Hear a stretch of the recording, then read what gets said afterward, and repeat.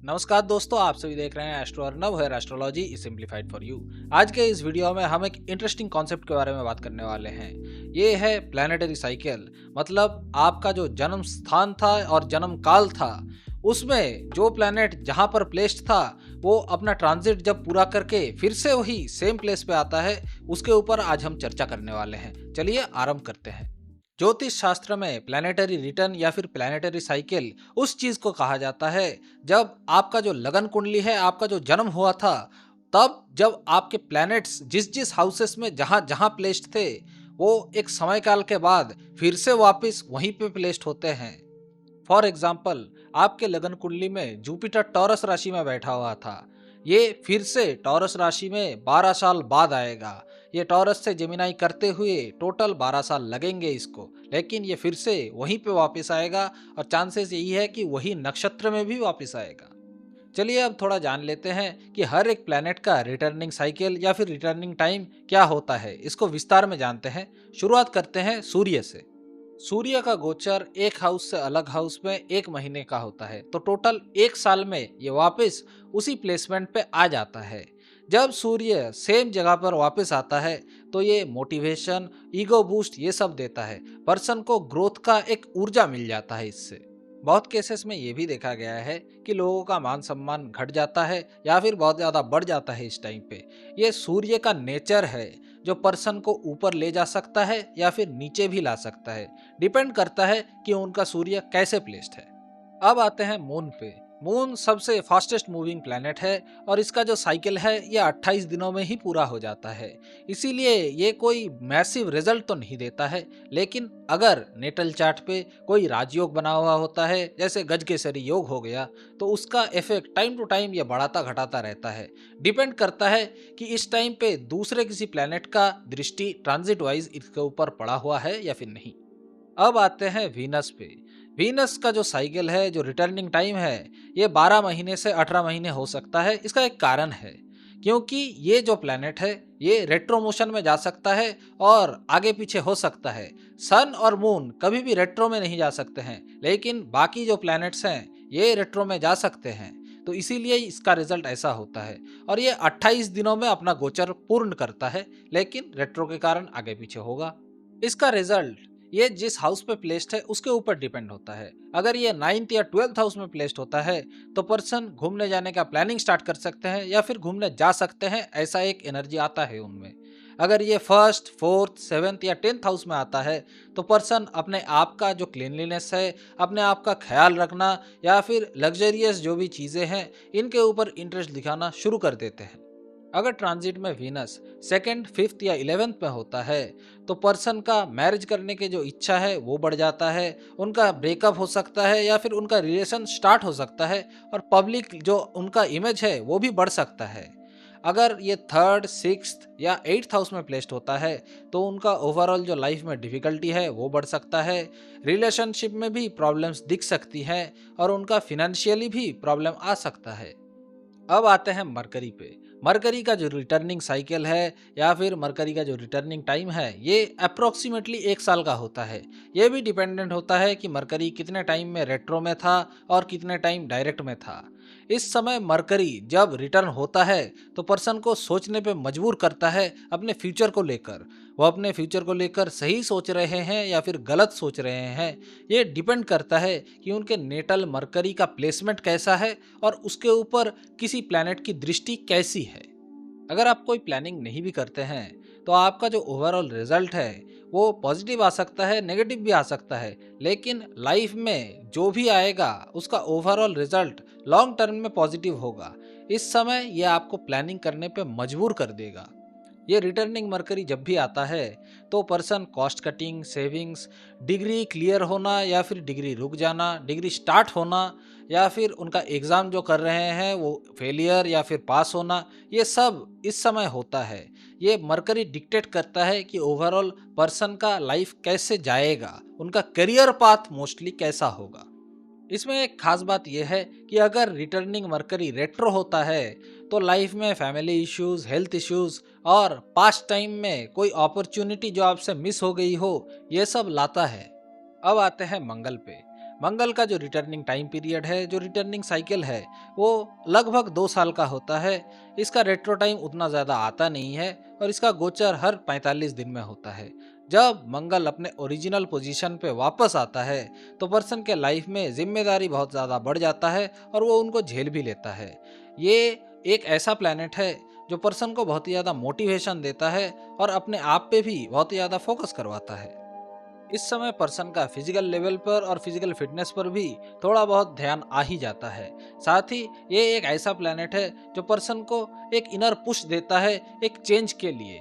वो उनके जॉब में प्रमोशन का हो सकता है, करियर स्विचिंग का हो सकता है, या फिर इन जनरल लाइफ में कोई भी चेंज का हो सकता है। और ख़ास बात यह है कि कोई भी पॉजिटिव ग्रह का बल अगर मिल जाता है जैसे जुपिटर का, तो ये लाइफ चेंजिंग इवेंट ला सकता है। अब हम थोड़ा जुपिटर रिटर्न पे बात कर लेते हैं। जुपिटर रिटर्न हर 12 साल में एक बार होता है। जुपिटर पॉजिटिविटी और एक्सपांसन का कारक होता है और जुपिटर जब अपने नेटल पोजीशन में रिटर्न करता है, एक पॉजिटिविटी लाता है, लाइफ में एक ग्रोथ और एक्सपांसन लाता है। हो सकता है आप अपने घर को खरीद सकते हैं, न्यू जॉब में मूव कर सकते हैं। अगर टाइम थोड़ा ख़राब भी चल रहा था तो कोई न्यू अपॉर्चुनिटी आपको आ जाएगी। ओवरऑल ये टाइम अच्छा जाता है। इसलिए आप जब देखेंगे कि आपका 12 साल, 24 साल, 36 साल, 48 ईयर्स या 60 साल अगर होता है, तो उस टाइम में आपके लाइफ में वृद्धि होती है, ग्रोथ होता है। जुपिटर के साथ सैटर्न भी एक इम्पॉर्टेंट रोल प्ले करता है। इन दोनों के ट्रांजिट को मिलाकर स्पेशल रिजल्ट बनते हैं। इसके बारे में भी हम डिस्कस करेंगे, पर उसके पहले हम सैटर्न के ट्रांजिट पे आ जाते हैं, जो 29.5 ईयर्स में अपने हाउस को रिटर्न करता है। जनरली ये जो रिटर्न होता है ये नेगेटिव इफेक्ट देता है। Negative effect in terms of आपका जो भी काम चल रहा है, लाइफ के कोई मेजर इवेंट होने वाला है, या फिर जिस चीज़ों को लेकर आप अवेयर नहीं है, उन चीज़ों को लेकर ये नेगेटिव इवेंट देता है। पर डरने की ज़रूरत नहीं है। अगर आप अपने लाइफ के जो भी इंपॉर्टेंट पैरामीटर्स होते हैं, आपकी जिम्मेदारियां होती है, आपकी लाइफ के प्रति जो व्यू होता है, अगर आप उन सब को एक पॉजिटिव एस्पेक्ट से देखते हैं और केयरफुली आप ऑब्जर्व करते हैं, तो ये जो सैटर्न का ट्रांजिट होता है, जो रिटर्न करता है, वो उतना डिफिकल्टी नहीं देता है। सैटर्न किस तरीके से इफेक्ट देगा रिटर्न पे, इस पे भी डिपेंड करता है कि आपका सैटर्न कौन से साइन में बैठा हुआ है। मान के चलिए अगर सैटर्न एरीज साइन में बैठा हुआ है तो आपका ब्रेकआउट या फिर ब्रेक डाउन होगा जब सैटर्न एरीज में रिटर्न करेगा। अगर वो लिब्रा साइन में बैठा हुआ है तो इसका ये मतलब हुआ कि आपके जो नियर वंस होंगे, जो दोस्त होंगे, फिर जिनके साथ इंटरेक्शन करते हैं, वो कुछ लोग एक्सपोज हो जाएंगे। साथ ही साथ आप कुछ लॉन्ग टर्म गेन करने का या फिर लॉन्ग टर्म बिल्ड करने का अपॉर्चुनिटी आएगा। अब सैटर्न और जुपिटर के कॉम्बाइंड रिजल्ट्स को थोड़ा जान लेते हैं कि ट्रांजिट में किस तरीके से रिजल्ट देंगे। अगर जुपिटर और सैटर्न एक साथ ट्रांजिट में बैठ के कोई भी हाउस को देख ले, मतलब जुपिटर भी उस हाउस को देखे, सैटर्न भी उस हाउस को देखे ट्रांजिट में ही, और हाउस कॉमन हो जाए ना, तो उस हाउस से रिलेटेड आपके मेजर इवेंट होंगे। उदाहरण के लिए अगर हम करंट ट्रांजिट देखें, तो करंट ट्रांजिट में हम देखेंगे कि जुपिटर जिमेनी में बैठा हुआ है और जो सैटर्न है वो पाइसेस में बैठा हुआ है। दोनों का जो कॉमन दृष्टि है वो नाइन्थ जो राशि है, जो सैजिटेरियस का राशि है, वहाँ पर पड़ रहा है। तो आपके कुंडली में 9 जहाँ पर लिखा हुआ है, सैजिटेरियस जहाँ पर लिखा हुआ है, उनसे जुड़े मेजर इवेंट होंगे नेक्स्ट कुछ महीनों में या फिर कुछ सालों में। बहुत केसेस में आपको ये भी देखने के लिए मिल सकता है कि जुपिटर और सैटर्न ट्रांजिट में कोई भी एक कॉमन हाउस को शायद ना देखे, पर ऐसा हो सकता है कि जुपिटर या फिर सैटर्न में से कोई भी एक जो प्लैनेट है वो किसी हाउस को देखे और दूसरा प्लैनेट उसके हाउस लॉर्ड को देखे। तो जो हाउस होगा उससे रिलेटेड जो मेजर इवेंट है वो ट्रिगर हो सकता है। उदाहरण के लिए हम पहले ही चार्ट को पकड़ेंगे, वहाँ पर एक डिफरेंस होगा कि जुपिटर और वेनस दोनों ही सेकंड हाउस में टॉरस राशि में होंगे। तब आप देखेंगे कि सैटर्न का जो 10 एस्पेक्ट है वो सैजिटेरियस मतलब जहाँ पर 9 लिखा है उसके ऊपर पड़ेगा, और सैटर्न की जो थर्ड दृष्टि है जुपिटर के ऊपर पड़ेगा। इससे भी क्या होगा, जो 9th हाउस है जो सैजिटेरियस राशि है वो ट्रिगर हो जाएगा। अब हम राहु और केतु के रिटर्न पे आ जाते हैं, जो हर 18 से 19 साल के बीच में आता है।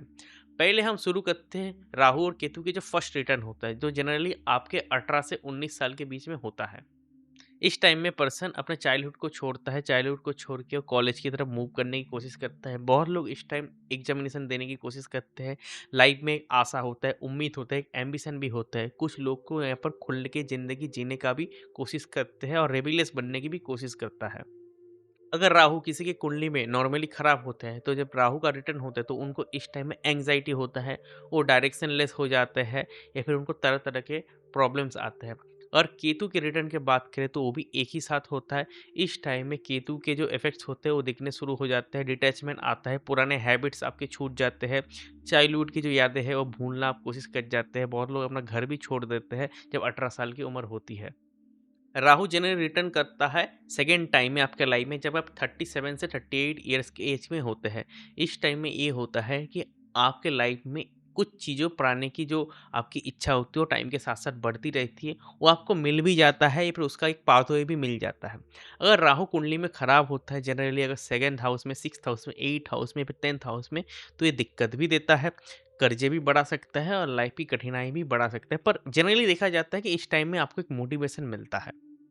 अगर केतु की बात करें तो इस टाइम में आपके फैमिली मेंबर को या फिर आपका कोई मेजर हेल्थ इशू हो सकता है, फैमिली में डेथ्स हो सकता है, शायद आप कोई न्यू घर ले सकते हैं, आपका ईएमआई जो इतने दिनों से चल रहा था वो भी खत्म हो सकता है, साथ ही साथ आप जॉब छोड़ के न्यू कुछ शुरू भी कर सकते हैं, क्यों न्यू वेंचर आप स्टार्ट कर सकते हैं। तो केतु के रिजल्ट यहाँ पर मिक्स मिलते हैं। इसका क्या प्रॉपर रिजल्ट होता है कुंडली के अकॉर्डिंग डिफर करता रहता है। अब हम राहु के जो थर्ड रिटर्न है और केतु के थर्ड रिटर्न है जो जनरली 56 से 57 ईयर्स की एज में आता है, उसके बारे में थोड़ा डिस्कस कर लेते हैं। ये जो टाइम होता है इस टाइम में पर्सन अपने लीगेसी बचाने की कोशिश करते हैं। वो चाहते हैं कि उनके बच्चे तरक्की में आए, जिससे उनका नाम हो। उन्होंने जो भी अभी तक किया है उनके पीछे उनका मोह माया बहुत ही ज़्यादा बढ़ जाता है। जो भी घर है, जो भी प्रॉपर्टी है, वो सोचता है कि हाँ, ये मैंने किया है। अगर यहाँ पर राहु बहुत ही ज़्यादा बलशाली हुआ है तो सत्ता की लालच या फिर एक तरीके से फैमिली के ऊपर कंट्रोल पाने की भी कोशिश करते हैं। ठीक यहाँ पर केतु की बात करें तो ये उल्टा रिजल्ट देता है। यहाँ पर ये जॉब से दूरी बनाने की कोशिश करता है, साथ ही साथ बिजनेस में चेंजेस, बिजनेस को ख़त्म करना की भी कोशिश करता है। ये यहाँ पर बच्चों से भी दूर करवाता है, कुछ एसेट्स को सेल कर देना, कोई न्यू बिगिनिंग करना भी कोशिश करना शुरू हो जाता है। अगर यहाँ पर बलशाली केतु होता है तो ये तरह तरह की दिक्कतें भी दे सकता है, जैसे मेजर हेल्थ इश्यूज हो सकते हैं या फिर ऑपरेशन हो सकता है। तो आज के वीडियो में इतना ही। उम्मीद करता हूँ कि आप लोगों को हमारा वीडियो पसंद आया होगा। अगर वीडियो से रिलेटेड कोई भी डाउट है या फिर सजेशन है, आप नीचे कमेंट सेक्शन में पूछ सकते हैं। अगर आपको ये कंटेंट पसंद आता है तो हमारे वीडियो को लाइक और शेयर कीजिए। अगर आपको इस जैसा कंटेंट और देखना है तो हमारे चैनल को सब्सक्राइब कीजिए और उस बेल आइकन को भी दबा दीजिए। स्क्रीन पे दिख रहा ये वीडियो आपको काम त्रिकोण के बारे में बताएगा और ये जो वीडियो है ये आपको अर्थ त्रिकोण के बारे में बताएगा। अगले वीडियो में फिर मिलता है। धन्यवाद।